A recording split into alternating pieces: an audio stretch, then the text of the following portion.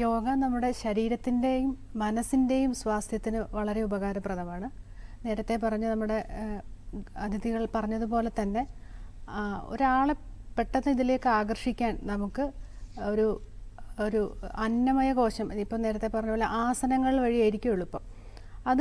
അത് ചെയ്ത് കഴിഞ്ഞ് അതിൻ്റെ ഒരു ബെനിഫിറ്റ് കിട്ടിയ ആൾ അത് തുടരുകയും പതുക്കെ അടുത്ത ഒരു ലെവലിലോട്ട് അവർക്ക് എത്താൻ പറ്റുകയും ചെയ്യും. അപ്പോൾ ആ അടുത്ത ലെവൽ എന്ന് പറയുമ്പം പ്രാണമയ കോശം, അതായത് ബ്രീത്തിങ് ഉള്ള ഒരു കൺട്രോളാണ്. അപ്പോൾ നമ്മളെ ഓരോ മൂവ്മെൻറ്റിലും നമുക്ക് ഈ ചെയ്യുന്നതിൽ ശ്വാസപ്രക്രിയയും കൂടെ ഉൾപ്പെടുമ്പോൾ നമുക്ക് നമ്മളെ തന്നെ തിരിച്ചറിയാനുള്ളൊരു കഴിവും, നമുക്കൊരിക്കലും പ്രശ്നങ്ങളില്ലാതാവുന്നില്ല, പക്ഷെ അത് സോൾവ് ചെയ്യാനുള്ള ഒരു പ്രത്യേകമായ ഒരു കഴിവ് നമുക്ക് കിട്ടുകയാണ് ചെയ്യുന്നത്. ഒപ്പം നമ്മുടെ ഈ ആസനങ്ങൾ ചെയ്യുന്നത് വഴി, ഫിസിക്കലായിട്ടുള്ള ആസനങ്ങൾ ചെയ്യുന്നത് വഴി കുറേ ബെനിഫിറ്റുകളും ഉണ്ടാകുന്നുണ്ട്.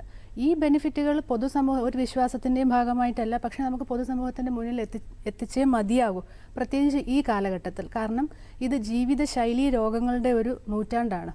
അപ്പോൾ നമ്മുടെ കേരള ആയാലും ഇന്ത്യ തന്നെ ആയാലും നമുക്ക് ഡയബറ്റീസിൻ്റെ ക്യാപിറ്റലാണ് കേരളം.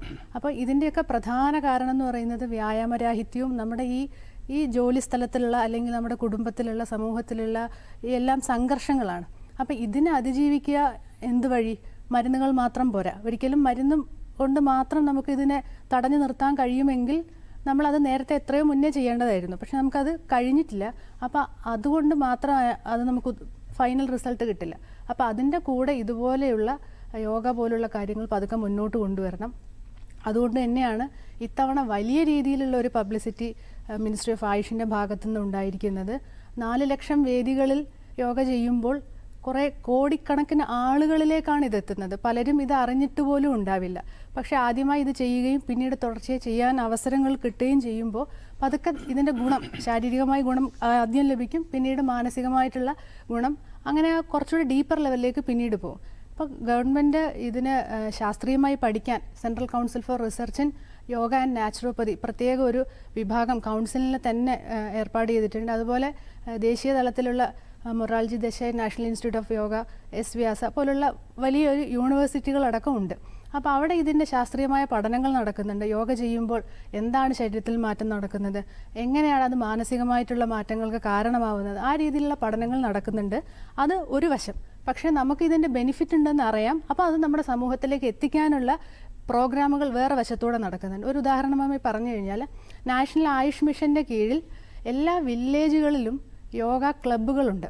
അപ്പോൾ യോഗ ചെയ്യാൻ ആളുകൾ, അവർക്ക് ചെയ്യാനൊരു വേദി, പഠിപ്പിച്ചു കൊടുക്കാൻ ഒരു ഇൻസ്ട്രക്ടർ, ആ രീതിയിൽ എല്ലാ വില്ലേജുകളിലും ആളുകളെ നമുക്ക് കൊണ്ടുവരാൻ കഴിയുകയാണെങ്കിൽ നമ്മുടെ പല പ്രശ്നങ്ങളും, ശാരീരികമായുള്ള ബുദ്ധിമുട്ടുകൾ, അസുഖങ്ങൾ, മാനസികമായിട്ടുണ്ടാകുന്ന പ്രശ്നങ്ങൾ എല്ലാത്തിനും ഒരു വളരെ നല്ലൊരു സൊല്യൂഷൻ കൊടുക്കാൻ പറ്റും. ക്രമേണ ഇത് നമ്മൾ 1-2 ദിവസം കൊണ്ടൊന്നും നമുക്ക് ഒരാളെ ഇത് പഠിപ്പിച്ചെടുക്കാനോ അതിലേക്ക് ആകർഷിക്കാനോ ഒന്നും കഴിയില്ല.